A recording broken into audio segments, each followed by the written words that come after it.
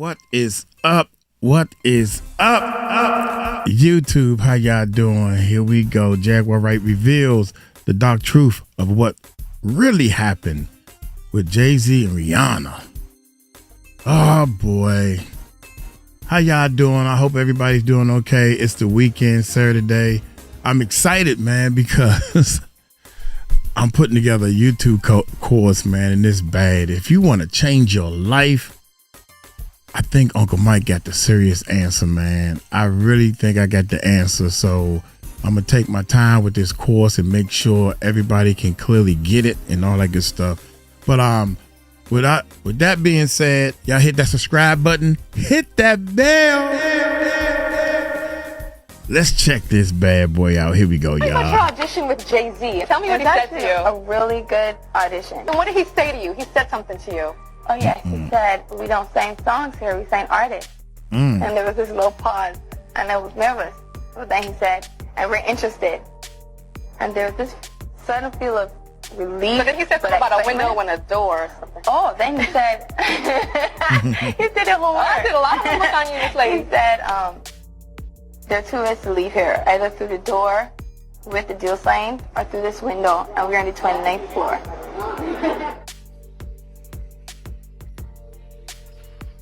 I think that was and a joke. I promise you, I'm gonna give you my first Grammy. I have to fight for this one. She said you want to thank everybody for her first Grammy.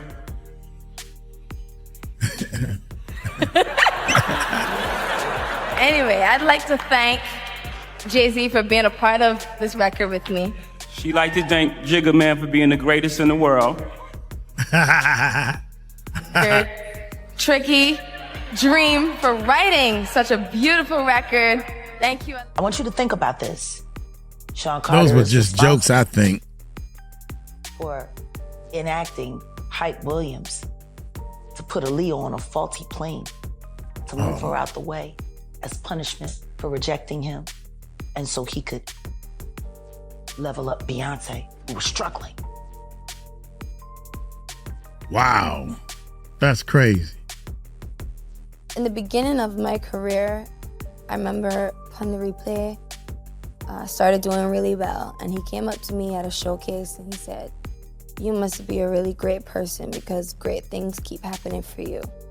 Don't ever change who you are. Always remain humble, the same." And it kind of rings in my ear. Like every day I hear that, and it stuck with me, and I have a lot to be grateful for. Let's talk about Rihanna. Hey. And I don't sign songs, I sign artists. I'd like to Jaguar Wright is back. And this time, she's coming for the music industry's biggest names. From Rihanna to Jay-Z, she's spilling claims that could shake the entire entertainment world. She's connecting dots between power, fame, and control. And if even half of what she's saying is true, it's darker than anyone ever imagined. Stay tuned until the end, because what she reveals might just change everything you thought you knew about the industry. Most people that watch your interviews as of late, the main question that comes up is, how does she know? Was she there? I'm going to name some names, and I want to know, were you around them? I would like to start what everybody knows is Jay-Z. Was it only NDAs Unplugged? in my life. Both of them were with Mr. Carter. Signed her that night. We didn't let her leave the office. Really? The 3 a.m. was when that contract got signed. So from the meeting around 3, 4 in the afternoon, we signed it by 3 a.m. Wow. That day, I was absolutely certain. How often does that happen? I mean, that's Not often. That's unheard of, right? the most. Nobody felt what I felt. I feel like I'm not ever trying to put my hands on anything. He made that mistake because he needed help. Who's gonna help him? Let's talk about Rihanna.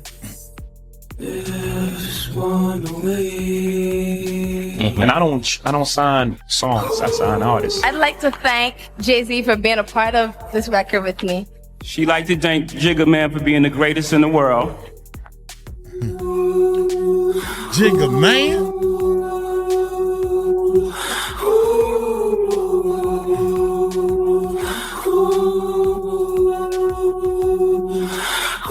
Everything the dancing. you would have never been anything more than a shampoo girl in your mother's shop. And as long as she gets to be the prettiest, and as long as she gets to be the number one, she don't care what nobody do, how they do it. She knew what her father meant. For 15 years, we all believed the same story. Rihanna, the sweet island girl with the golden voice. Jay-Z, the powerful mentor guiding her rise. And Chris Brown, the monster who ruined everything. That's the version we were fed. The one that sold records and magazine covers.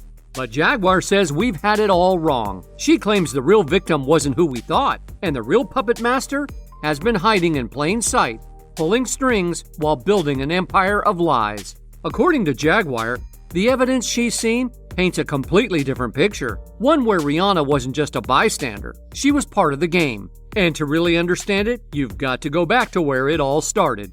Not the fairy tale version the media sold us, but the real story behind closed doors.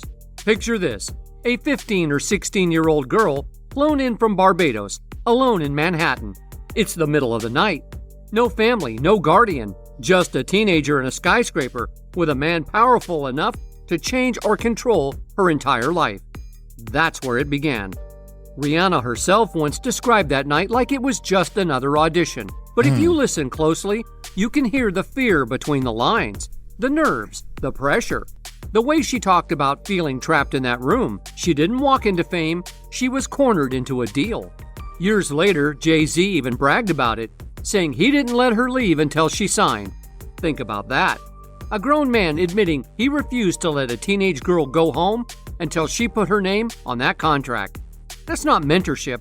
That's manipulation disguised as opportunity. And what followed wasn't joy or celebration. It was trauma. Rihanna reportedly couldn't sleep for 3 nights after that meeting, not from excitement, but from fear and shock. A body reacting to something the mind couldn't process. That's not the story of a young artist making it big. That's a trauma response. But Jaguar says it goes even deeper. She claims Rihanna wasn't 16, she was just 15 when all this happened. A child left alone in a corporate tower with a man who had been planning the encounter for hours. And the worst part? The music industry looked away. No one stopped it, no one spoke up, because according to Jaguar, that contract was just the beginning, the first step in something much darker. Wow. Most people that watch your interviews as of late, the main question that comes up is, how does she know? Was she there? I'm going to name some names, and I want to know, were you around them? I would like to start what everybody knows is Jay-Z. Was it only Unplugged? NDAs in my life. Both of them were with Mr. Carter. Ask me what you want to know, and I'll answer what I can. We believe in the same power. We don't believe in appropriating it the same way. I'm going to flip it on him. Do you feel he found joy in the business or pleasure part of that?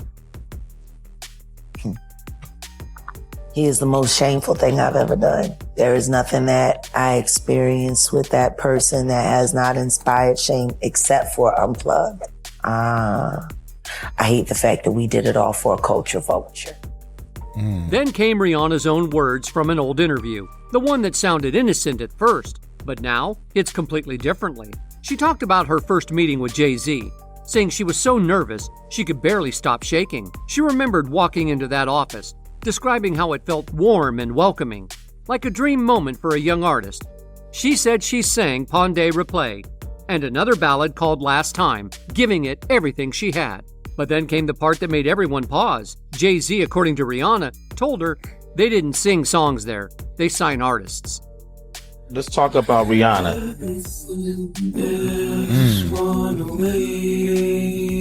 And I don't sign songs, I sign artists. I'd like to. She said she felt relieved when he said That's crazy. they were interested. But then he added something that sent chills down people's spines years later. He told her there were only 2 ways to leave the room: through the door with a signed deal or through the window. And remember, they were on the 29th floor. Tell me about your audition with Jay-Z. Tell me what he said to you. A really good audition. And what did he say to you? He said something to you. Oh yes, he said, we don't sing songs here, we sing artists. And there was this little pause, and I was nervous. But then he said, and we're interested. And there was this sudden feel of relief. So then he said something about a window and a door or something. Oh, then he said, he did it more. I did a lot of work on you, Miss Lady. He said, there are 2 ways to leave here, either through the door with the deal signed or through this window, and we're on the 29th floor. That was the moment, Jaguar says, when everything changed. From that day forward, Rihanna's life was no longer her own. She was thrown into adult parties and industry scenes before she was even old enough to drive. The people who should have protected her became the very ones enabling her. And anyone who tried to speak up about what was happening, well, they just disappeared like they'd never existed. Even that huge Grammy night that everyone called her moment of triumph wasn't what it seemed. Jay-Z was right there, watching every move, making sure every second went exactly as planned. And when you look at it that way, it makes you wonder, was he really her mentor or her handler, making sure the assets stayed on script? Because this wasn't a Cinderella story. It was a blueprint, a methodical, glamorous version of control disguised as opportunity.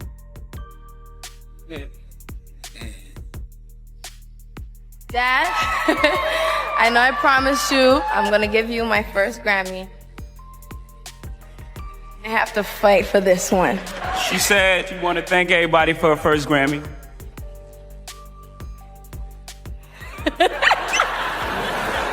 Anyway, I'd like to thank Jay-Z for being a part of this record with me.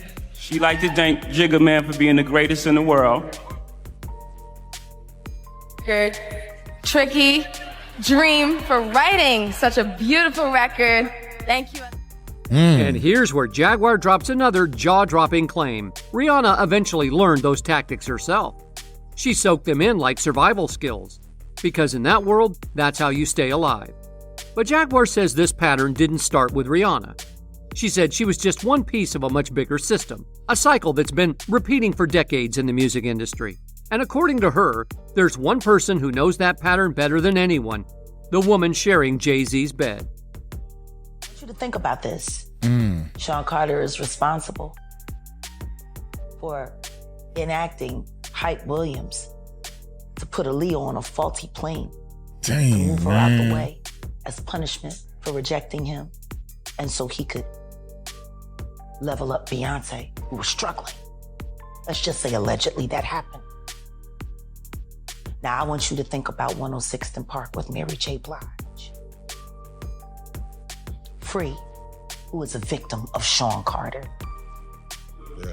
Mary J. Blige, who is a victim of Sean Combs, are sitting there talking about the of Aaliyah amongst each other.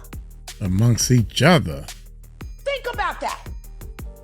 You got a Diddy victim, you got a Jay-Z victim, and you got a superstar gone.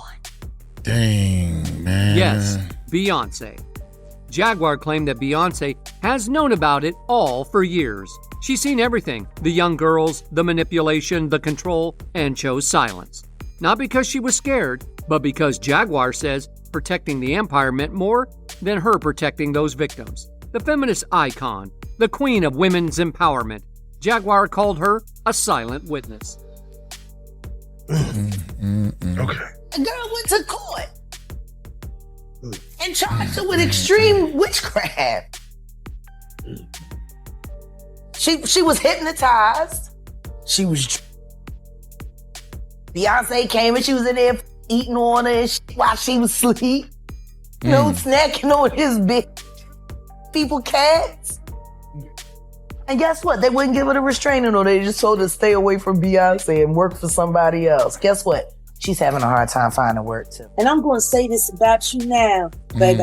Everybody who knows you are dumb as a sack of hair. Truth is, if it wasn't for your singing and your dancing, you would have never been anything more than a shampoo girl in your mother's shop. And as long as she gets to be the prettiest, and as long as she gets to be the number one, she don't care what nobody do, how they do it. She knew what her father, Matthew Knowles, was doing with all of those other girls in Destiny's Child.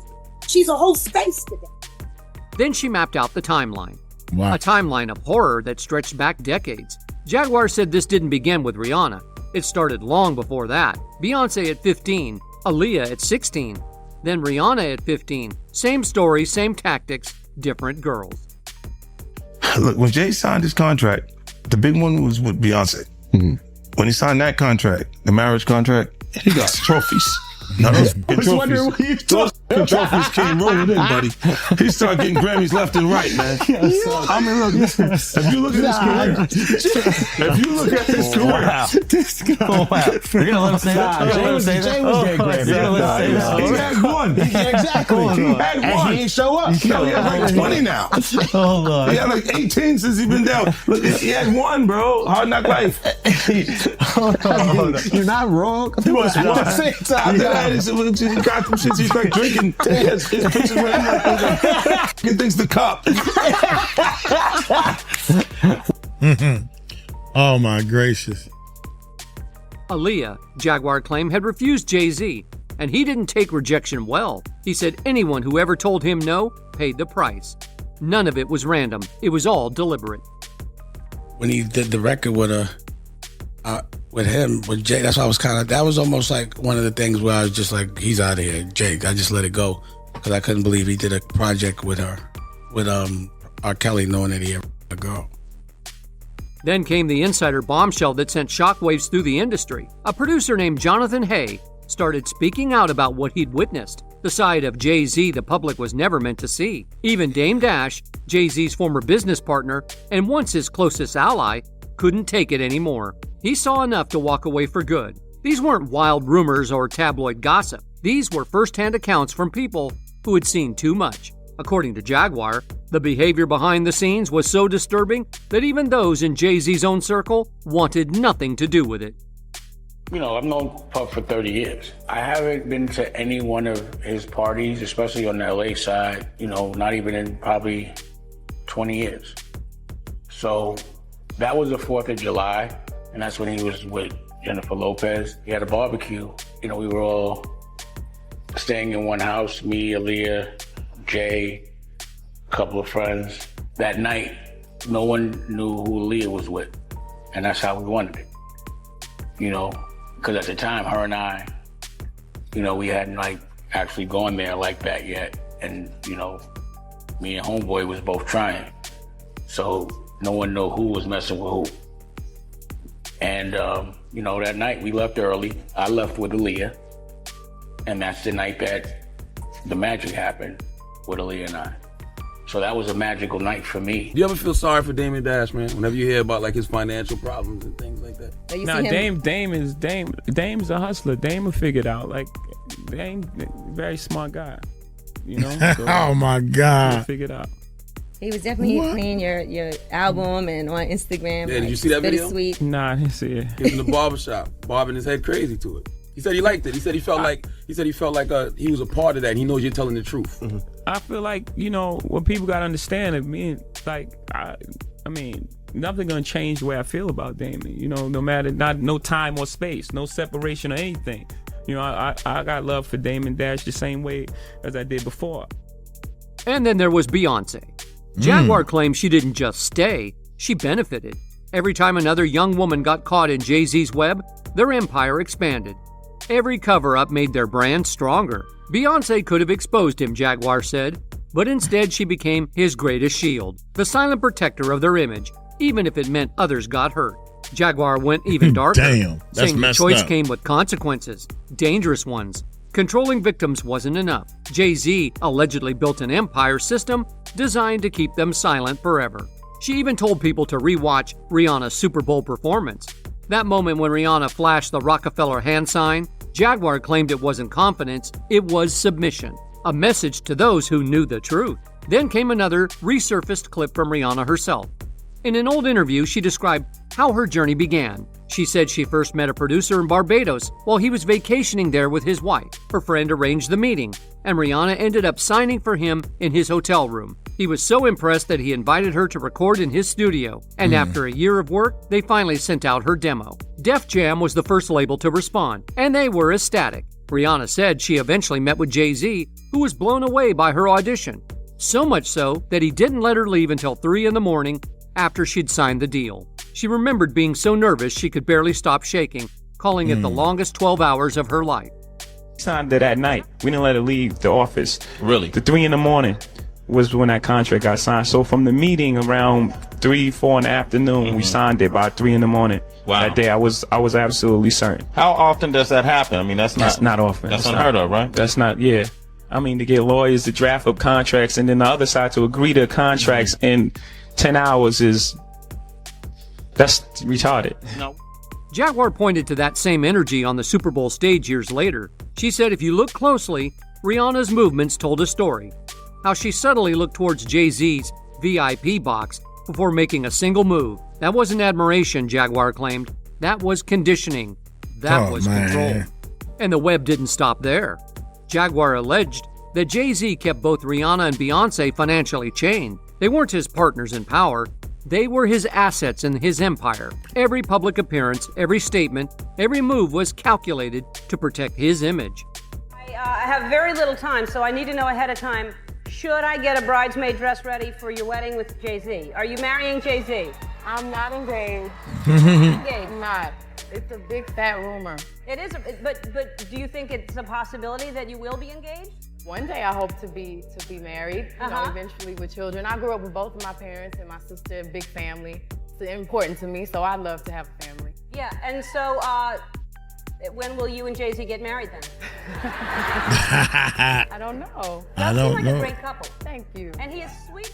And behind closed doors, both women were allegedly victims of the same darkness, trained by the industry itself to protect the very man they should have been protected from. Two of the most powerful women in the world silenced. Then came the story of Solange, and suddenly that infamous elevator fight made a lot more sense. Jaguar claimed it wasn't some random family drama. It was rebellion. Solange was the only one bold enough to try to pull Beyonce out of Jay-Z's control. She wasn't just throwing punches. She was standing up to the system. But Jay-Z, as always, turned it around. He humiliated her publicly and quietly erased her from their inner circle. After that night, Solange, Beyonce's confidant and safe space, faded into the background. I want to embarrass this young lady, but she has more Grammys than everyone and never won Album of the Year. So even by your own metrics, that doesn't work. Think about that. Most Grammys, never won Album of the Year. That doesn't work. You know, some of you gonna go home tonight and feel like you've been robbed. Some of you made it, Rob. Some of you don't belong in the category. Oh, no, that was it. No, when I get nervous, I tell the truth. And Rihanna, she saw all of it. She watched, she learned. And soon enough, Jaguar said, those same tactics, the same manipulation would be used again, this time on someone else who got too close to the truth. The biggest twist came when Jaguar revisited Rihanna's 2009 interview with Diane Sawyer, the one that completely destroyed Chris Brown's career. Looking back now, she says the whole thing feels different. Every line sounded perfectly rehearsed, from "I'm strong" to "this happened to me. I didn't cause it." The timing was just too convenient, airing right when Chris was trying to rebuild his image. One interview and suddenly his career flatlined. Jaguar insists that wasn't raw emotion, it was a performance. A carefully planned move that reframed him not just as a perpetrator, but as a symbol of danger, strategic, surgical. Oh, you can look at my phone. So I gave her the phone. She looks at the phone and there's a message and it says, kill the Grammys, do your thing. And I didn't read the rest of the message, I didn't open it. So she opened the message and the rest of the message said, I'll see you at the cloud party. So I thought she thought I was lying. She starts going off, she throws the phone, I hate you, whatever. Starts hitting me, we're in a little Lamborghini. You know, she's fighting me and I'm like, look, I'm telling you the truth, I swear to God. You know, I'm telling you the truth, stop it. So then she hits me a couple more times and I just kind of it doesn't go from translation to let's sit down, I'm telling you the truth. It goes to now I'm finna be mean and be evil, arguing. So then like I remember she tried to kick me. It's like just her just being upset. But then I really hit her, like I with a closed fist, like I punched her, you know, and it busted her lip. And when I saw it, I was in shock. I was like, I hit her like. And when you start lining that interview up with everything Jaguar's revealed, the manipulation, the control, the grooming, it all starts to look less like a survivor speech and more like a carefully written script.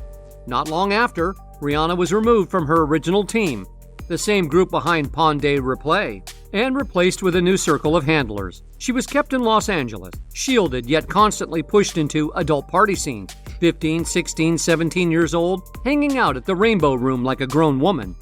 Beginning of my career, I remember on the replay, started doing really well, and he came up to me at a showcase and he said, "You must be a really great person because great things keep happening for you.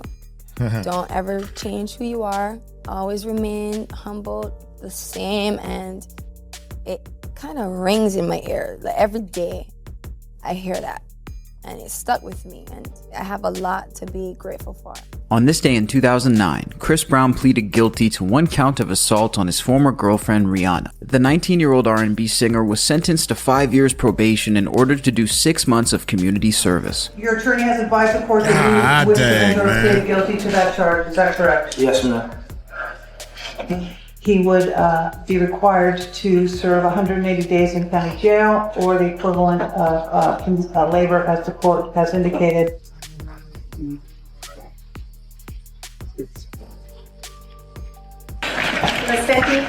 I did, thank you, Your Honor. My client, Robin Rihanna Penty. However, I recognize that you attend numerous industry events together, and so when you are at those events, I have reduced the scaleway distance to 10 yards.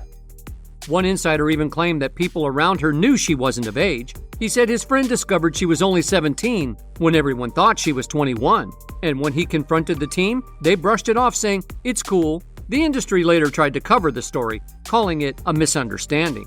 They even claimed they made it up just to give her single a boost. But Jaguar said the truth didn't stop there, because soon one of Jay-Z's close industry contacts, Jonathan Hay, allegedly became a target. According to Jaguar, Hay had been promised a deal at Tidal, but that never happened. Instead, not long after he started digging into another scandal involving Drake, he became the victim of a terrifying home invasion.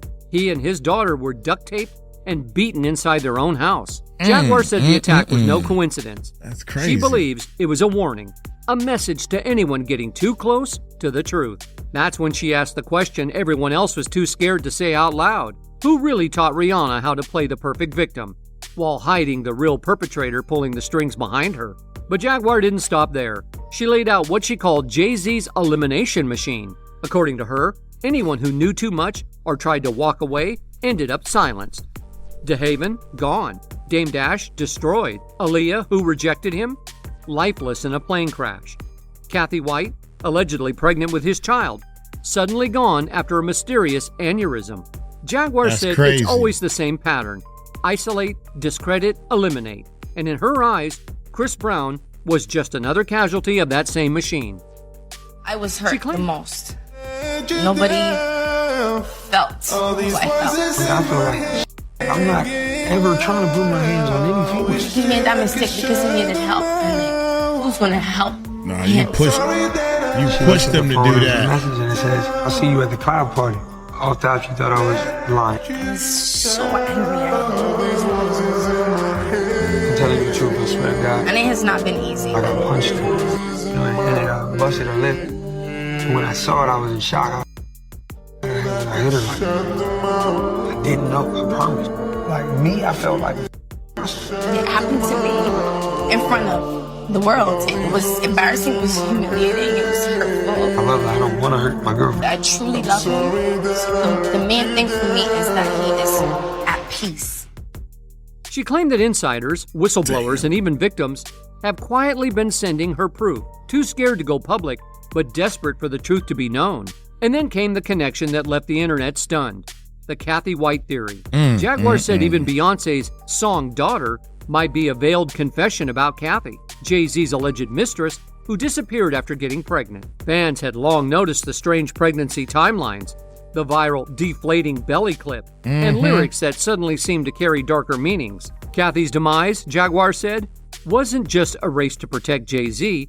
Beyonce allegedly helped cover it up. At this point, Jaguar's story stopped being about one man's power and turned into something much bigger, a machine built to protect power itself. She claimed Rihanna's final transformation completed that cycle, from vulnerable teenager to accomplice, from survivor to ammunition. Rihanna had learned Jay-Z's methods so well, Jaguar said, that she became his perfect tool. used to take down anyone who dared threaten the empire. According to Jaguar, Chris Brown wasn't the only one targeted. He was just the one the world got to see. She claimed these powerful figures create victims, then train them to become soldiers in their system. It's a brutal, well-oiled cycle, polished on the surface but terrifying underneath. And then came the moment that sent chills through everyone listening, Rihanna's Grammy speech. Jaguar reminded people of Rihanna's words before that night, when she said she'd promised her dad she'd give him her first Grammy. But we might have to fight for this one. Then during the show came the moment the world thought was heartfelt. Rihanna stood on stage and thanked Jay-Z for being part of the record, her team, her family, and even Barbados, proudly saying, "We got one." But Jaguar said if you look closer, it wasn't a simple thank you speech. It was a coded nod to the empire that had kept her untouchable.